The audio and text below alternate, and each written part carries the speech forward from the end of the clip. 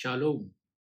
आज जिस वचन पर आपसे बात करना चाहता हूँ, वो पाया जाता है मत्ती रचित सुसमाचार 5वां अध्याय 27 और 28 पद, जहाँ इस प्रकार से लिखा है, तुम सुन चुके हो कि कहा गया था कि व्यभिचार ना करना, परंतु मैं तुमसे कहता हूँ कि जो कोई किसी स्त्री पर क्रोध दृष्टि डाले, वह अपने मन में उससे व्यभिचार कर चुका।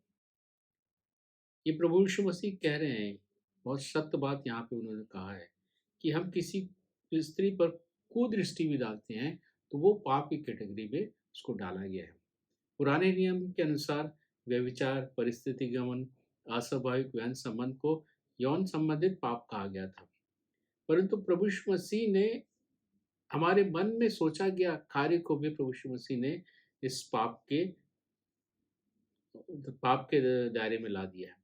उस पाप के दायरे को प्रभु यीशु मसीह ने बढ़ा दिया है और सख्त कर दिया है कि हम सोच के भी हम व्यभिचार कर सकते हैं। प्रभु यीशु मसीह ने इस बात को यहाँ पे कही है।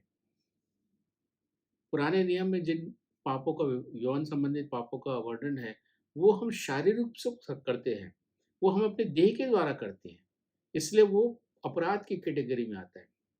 परंतु प्रभु यीशु मसीह ने क्या कहा कि अगर तुमने देखा, कुदृष्टि से देखा, इसका मतलब ये है कि हमने मन में उस स्त्री के अगेंस्ट में हमने पाप को सोचा, हमने उसके साथ मन में विचार को किया।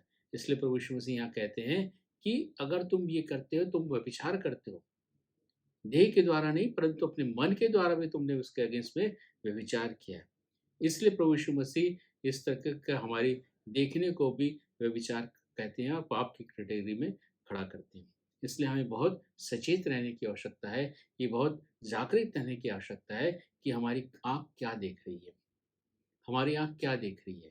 क्योंकि जो कुछ भी हमारी आँख देखती है, उसका डायरेक्ट संबंध हमारे विचारों के साथ होता है।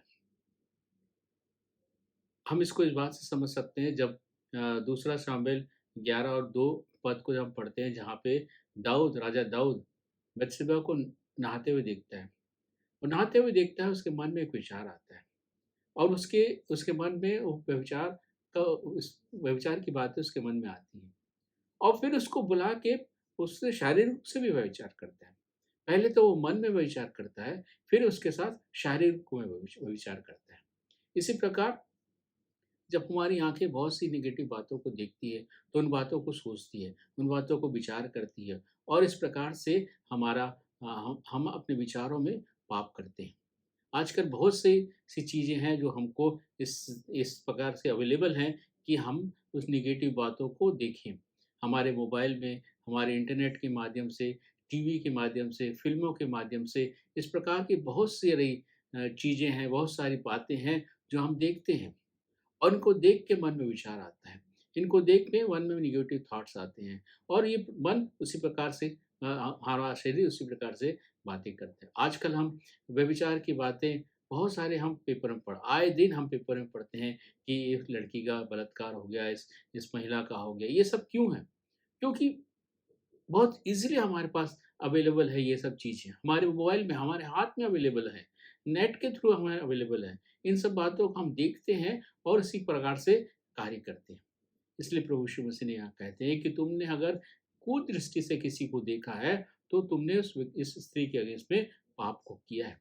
इसलिए हमें बहुत ज़रूरी है कि हम अपनी आँखों की चौकसी करें, हम आँखों की रखवाली करें। हम छुटपन में थे तो हम एक संडे स्कूल में एक गीत को गाते थे, खबरदार छोटी आँख क्या देखती। ये बच्चों के लोग के लिए नहीं है, हम बड़ों के लिए भी है कि खबरदार छोटी आँख क्या देखती। हमारी आँखों की चौकसी करने की आवश्यकता है। हम अय्यूब 31 और 1 पद में पढ़ेंगे, वहाँ लिखा हुआ है, मैंने अपनी आँखों के विषय में वाचा बाँधी है कि मैं किसी कुँवारी पर क्यों आँखें लगाऊँ। ये अय्यूब कहता है। अय्यूब बोलता है कि मैंने अपनी आँखों के साथ वाचा बाँधी है कि मैं किसी कुँवारी पर क्यों कर दृष्टि करूँ।